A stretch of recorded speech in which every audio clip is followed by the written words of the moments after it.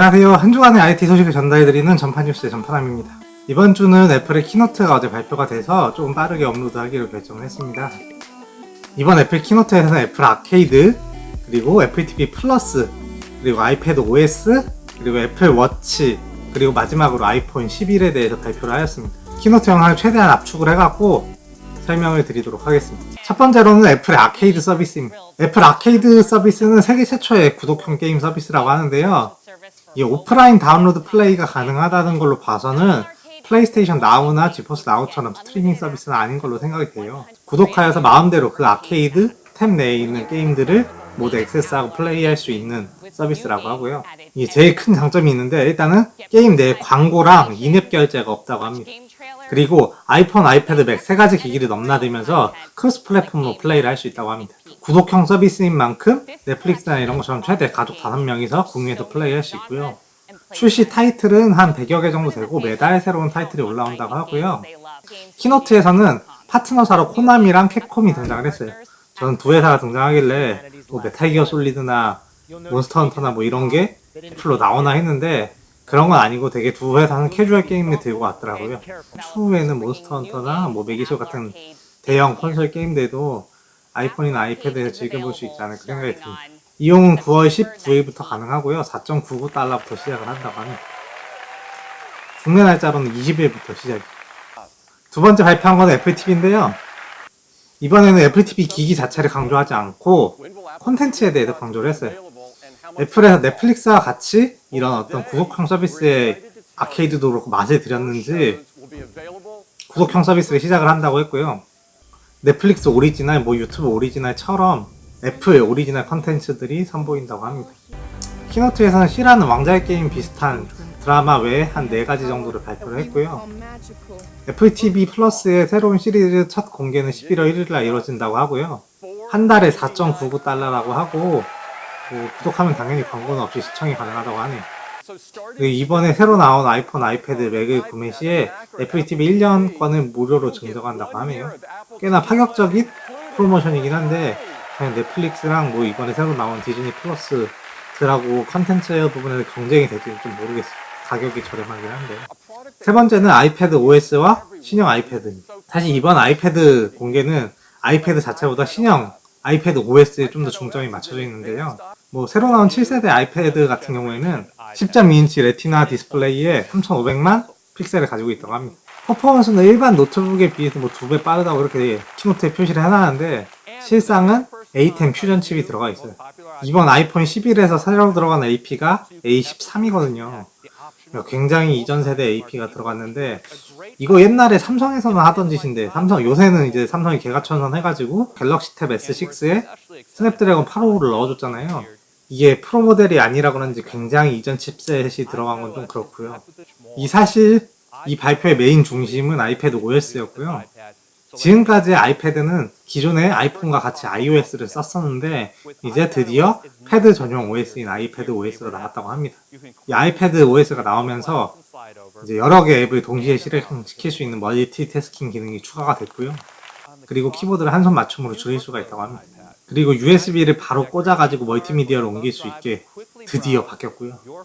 사실 이 모든 기능이 전부 다 안드로이드에서 몇 년 전부터 지원했던 기능인데 이제서라도 말을 듣고 지원해주니 좋긴 하네요. 신형 아이패드는 9월 30일날 출시가 되고요.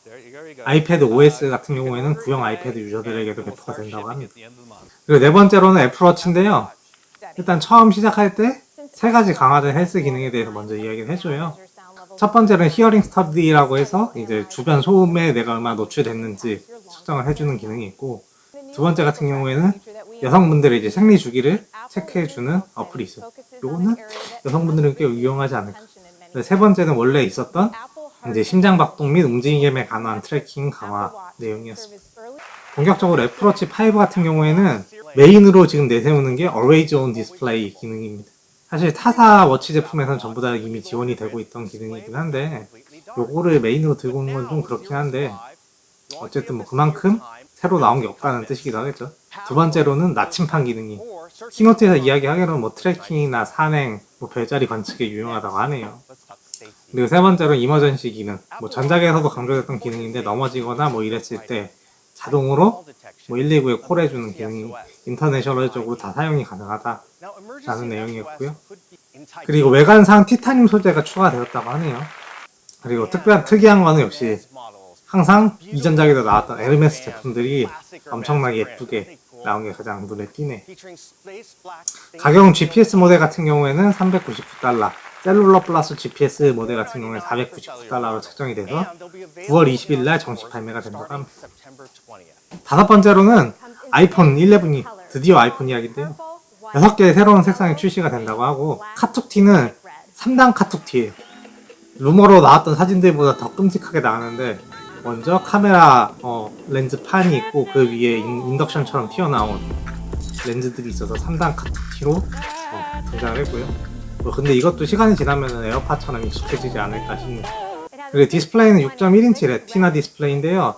키노트에서 보시는 것처럼 해상도랑 PPI는 표시가 안 됐어요.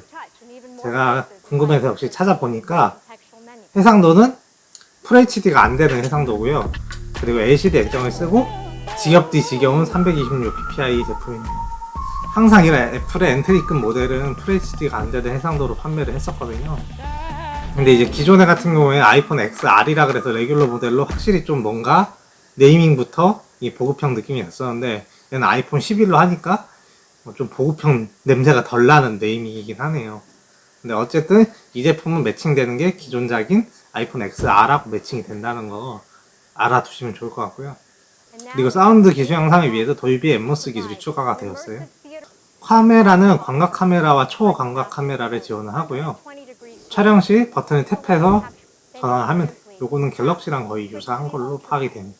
이번 작 같은 경우에 머신러닝에 대해서 되게 강조를 하는데요. 실제로 이미지 프로세싱 하는 능력이 되게 좋아진 것 같아요.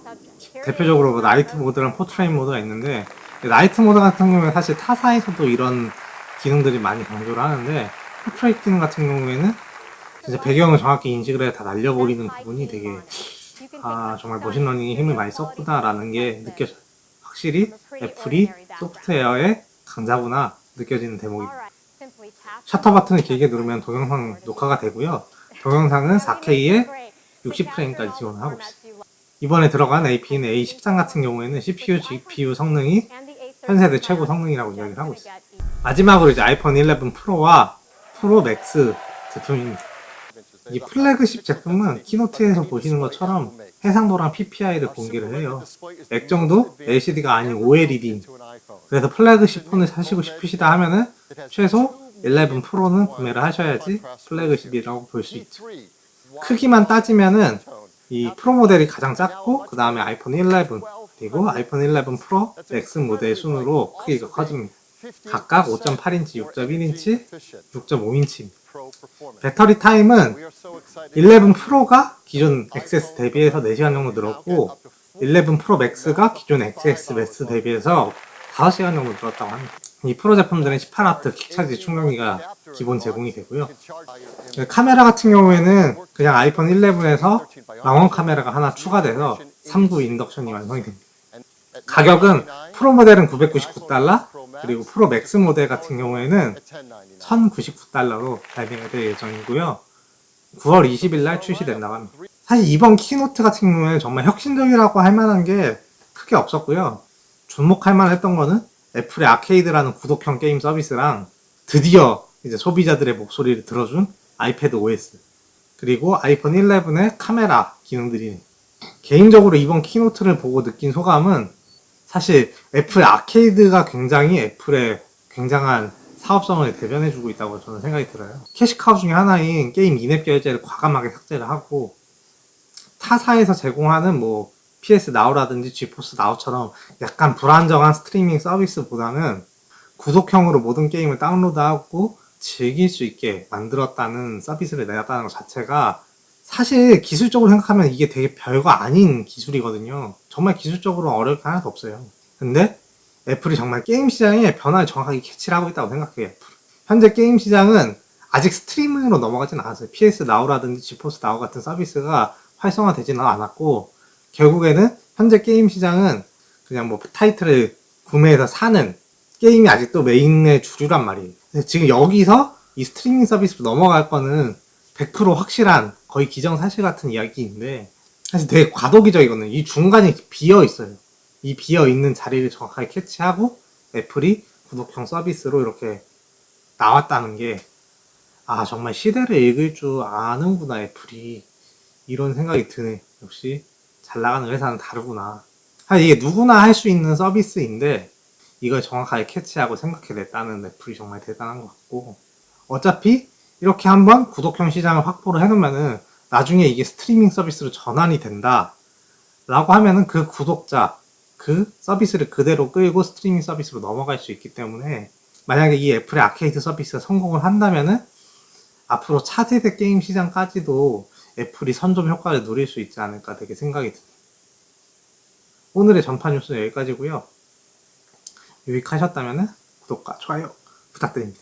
안녕. 감사합니다. 전파남이었습니다.